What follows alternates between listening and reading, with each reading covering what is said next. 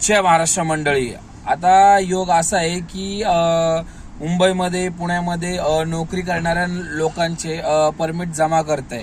तर ठीक आहे, चांगली गोष्ट आहे. आता तुम्हाला सांगतो, आता जेवढे पण राजनेता आहेत, पॉलिटिशियन आहेत, ते स्वतः फक्त पॉलिटिशियनचे कामं करत नाही, तर त्यांचे स्वतःचे हॉस्पिटल आहेत, हॉटेल आहेत, मोठ्या मोठ्या कंपन्या आहेत आणि मोठ्या मोठ्या कंपन्यांशी कनेक्शन आहे, बरोबर. मग ते फक्त राजनीतीच का करत नाही, मग या बिझनेसेस का करतात? एक सामान्य माणूस, एक फॉर एक्झाम्पल उदाहरण देतो, जर मला रिक्षामध्ये फक्त 1,000-1,500 रुपये भेटतात, 3,000-4,000 हजार रुपये दिवसाला कमवत नाही एखादा साधारण रिक्षावाला, 1,000-1,500 रुपये भेटतात.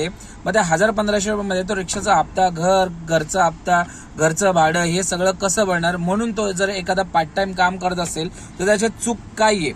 जर त्या माणसाला, मला सांगा, एखाद्या माणसाला जर एखाद्या गोष्टीतून पुरेपूर जर त्याचा जे स्वप्नांसाठी काम करतो, किंवा हल्ली आज प्रत्येकाला काही ना काही सिद्ध करायचंय, प्रत्येकाला पुढे जायचंय, बरोबर आहे की नाही?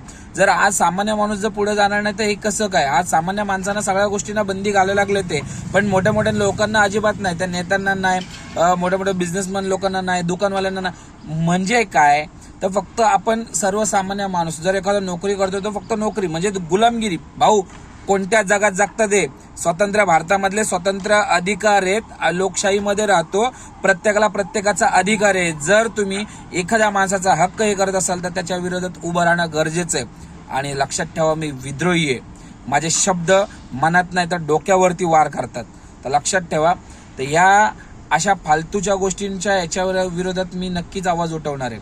हा, काही असो, एखादा सामान्य माणूस जर त्याला 10-15 हजार रुपये बाहेर भेटते, ते अजून 400-500 रुपये त्याला कमवते, ते आज 10-15 हजार रुपयामध्ये काय येतं? आज परमिट जमा करा बोलता, 10-15 हजार रुपयामध्ये येतं काय ते सांगा ना तुम्ही. सिलेंडर 1,000 रुपयाला जाते, पेट्रोल महाग, सीएनजी महाग, सगळ्या गोष्टीला महाग, खाण्यात टॅक्स, पिण्यात टॅक्स, सगळ्या गोष्टीमध्ये टॅक्स येतं. एखादा माणूस एक नाही तर 2-2 काम करतोय, तर त्याच्यामध्ये प्रॉब्लेम काय आहे? त्या गोष्टी मानसिक डिक्टेटरशिपकडे चाललेलं आहे. तर या गोष्टींना समजून घ्या, याच्या विरोधात आवाज उठवायलाच हवा. जय हिंद. जर मेलेले मुर्दे जर झोपलेले असेल तर जागे व्हा. जय हिंद, जय महाराष्ट्र.